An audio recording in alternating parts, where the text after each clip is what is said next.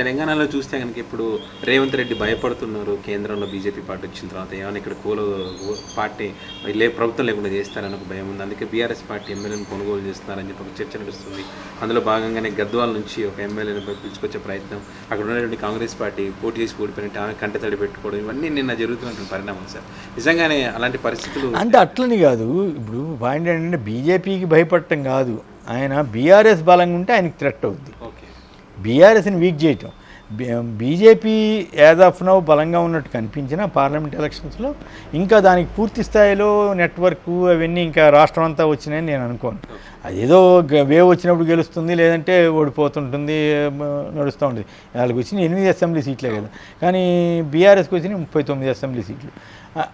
ఏ రకంగా చూసినా కూడా బీఆర్ఎస్ఏ యాజ్ ఆఫ్ నౌ థ్రెట్. బీఆర్ఎస్ని ఖతం చేయడం ద్వారా బలపడాలని బీజేపీ ప్రయత్నం చేస్తుంది. అలాగే బీజేపీ బలపడకుండా ఉండాలంటే బీఆర్ఎస్ నుంచి మనం బలం పుంజుకోవాలని ఆయన చూస్తున్నాడు. ఎందుకని ఆయనకి 64 సీట్లు ప్లస్ సిపిఐ తోటి 65 ఉన్నాయి.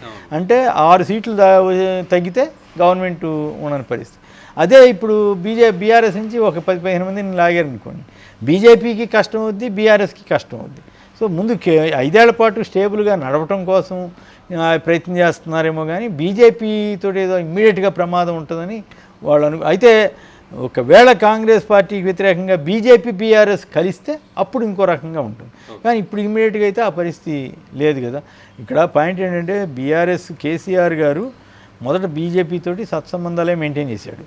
దాన్ని ఆయన కంటిన్యూ చేసి బీజేపీతో పొత్తులోకి వెళ్ళుంటే ఆయన పరిస్థితి ఇంకో రకంగా లేదు. మధ్యలో కాంగ్రెస్తో కూడా దగ్గర అయ్యాడు ఢిల్లీ స్థాయిలో. కాంగ్రెస్తో ఏదో రకంగా పొత్తు పెట్టుకున్నా ఇంకో రకంగా ఉండేది. సో ఆయన కూడా ఒంటరి పోరాటం, తను ఎట్లాగైనా గెలవగలను, తను చూసి ఓట్లేస్తారని ఒక ధీమాతోటి ముందుకెళ్ళి ఆయన దెబ్బతిన్నాడు. సో అందువల్ల ఇప్పటికిప్పుడు బీఆర్ఎస్ ఇప్పుడు ఏమీ లేనట్లు కనపడుతుంది. కానీ ఇప్పుడు కాంగ్రెస్ పార్టీకి డిపాజిట్ రాలేదు 3 ఉప ఎన్నికల్లో, ఈ 2023 ఎన్నికలకు ముందు. మరి అటువంటి పార్టీ అధికారంలోకి వచ్చింది. సో బీఆర్ఎస్కి ఆ అవకాశం లేదని కాదు, బీజేపీ బాగా బలం పుంజుకుని బీఆర్ఎస్ని కనుక లాగేస్తే అప్పుడు ప్రాబ్లం ఉంటుంది, అప్పుడు ప్రాబ్లం అవుద్ది. అట్లాగే కాంగ్రెస్ లాగేసింది అనుకోండి, అప్పుడు బీఆర్ఎస్ వీక్ అవుద్ది.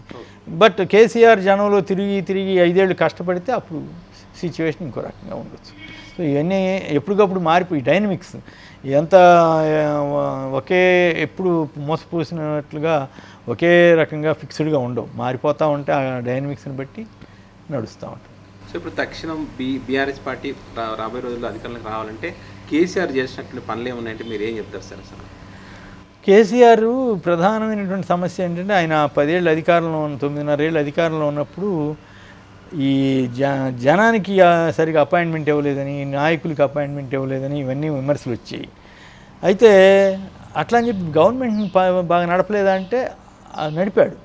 ఇప్పుడు ఆ రోజుల్లో కరెంటు కోత ఉంటే కరెంటు కోత లేకుండా చేశాడు, హైదరాబాద్ బాగా డెవలప్ చేశారు, ఇవన్నీ జరిగినాయి. కానీ యాటిట్యూడ్ ప్రాబ్లం తోటి ఆయన దెబ్బతిన్నాడు కొంత. ఇంకొక 10 సీట్లు వస్తే గవర్నమెంట్ అయిందే కదా, మీ కోయిలేషన్ గవర్నమెంట్ లాగా వచ్చి ఉండేది. సో అది అక్కడ ఫెయిల్ అయ్యాడు ఆయన. ఫెయిల్ అయిన కానీ ఒక్కసారి ఫెయిల్ అయితే వచ్చే ఇబ్బందులని ఇప్పుడు ఆయన చూస్తున్నాడు. బట్ రెగ్యులర్గా జనంలో ఉండి ఆయా ఇష్యూస్ మీద ఆయన్ని ఎట్లయినా సరే వీక్ చేయడం కోసం ఈ కమిషన్లు అవన్నీ వీళ్ళు చేస్తున్నారు. వీటిని తట్టుకుని కమిషన్లు ఇవన్నీ అంటే ఇందిరాగాంధీ లాంటి ఆవిడే ఎదుర్కొంది. అయితే కమిషన్లు కనుక ఒక దశలో అతిగా ఉంటున్నాయి, లేదా కమిషన్ల ద్వారా అతిగా ఇబ్బంది పెట్టాలని చూస్తున్నాను అంటే సింపతి కూడా రావచ్చు, చెప్పలేము ఇవన్నీ. బట్ యాజ్ ఆఫ్ నౌ అయితే కేసీఆర్ గారు కొంతకాలం వెయిట్ చేయడమే, ఇంకా అందుకు మించి ఇదేం లేదు. ఇప్పుడు ఎట్లాగో ఎలక్షన్ లేదు, గవర్నమెంట్లు మారే పరిస్థితి కూడా ఏం లేదు. కాబట్టి అన్లెస్ కాంగ్రెస్ ఏదైనా గ్రూప్ గొడవలు తగాదాలు వచ్చేంతవరకు వెయిట్ చేయాలి. ఈలోపు వీలైతే ఆయన పార్టీని అట్లా నిలబెట్టుకోగలిగాలి. ఎమ్మెల్యేలని కొంతమంది పోయినా మిగతా వాళ్ళతోటి ఫైటింగ్ స్పిరిట్ ఉన్నాడని నిలబెట్టుకుని ఆయా ఇష్యూస్ మీద ఇప్పుడు వాళ్ళు నీట్ మీద వాటి మీద హడావుడి చేస్తున్నారు. అట్లా ప్రతి ఇష్యూ మీద స్పందిస్తూ వెళ్తే నిలబడే అవకాశం కూడా. వీళ్ళేమో ఇంకా హామీలను అమలు చేయలేని పరిస్థితి వీళ్ళకి కూడా. ఇప్పుడు ఇంటింటికి 2,500 చొప్పున ఇవ్వాలి కదా మహిళలకి, అవన్నీ ఎప్పటికి ఇస్తారో, ఎవరు నిరుద్యోగ భృతి అని చాలా ఉన్నాయి కదా. సో ఇవన్నీ అప్పటికి రుణమాఫీకి ఏదో కింద మీద పడుతున్నట్టున్నాడు రేవంత్. ఆ విషయంలో చేసి చూపించుకోవాలని ఒక ప్రయత్నం చేస్తున్నట్టుగానే అనిపిస్తూ ఉంది. బట్ ఎంతవరకు చేయగలుగుతారనేది వేరే విషయం. కండిషన్స్, కోత, ఇవన్నీ కోతలు పెడతారా ఇవన్నీ చూడాలి. బట్ ఇప్పటికిప్పుడైతే గవర్నమెంట్కి ఏమి థ్రెట్ ఉందని నేను అనుకుంటున్నాను. గవర్నమెంట్ పాలసీస్ వ్యతిరేకంగానే ఫైట్ చేయాలి తప్ప కాంగ్రెస్ వాళ్ళు వస్తారనో ఆశపడటం, లేకపోతే వాళ్ళ గ్రూపు తగాదాలతో తనకి ఏదైనా అడ్వాంటేజ్ వస్తుందనో చూడటం కంటే కూడా జనాన్ని నమ్ముకుని జనంతో తిరగటమే బెటర్. ఈ 4 ఏళ్ళు ఆయన అప్పుడే 6 నెలలు అయిపోయింది కదా, ఇంకో 4 ఏళ్ళు కనుక ఆయన గట్టిగా నిలబడితే దేర్ ఇస్ ఎ ఛాన్స్.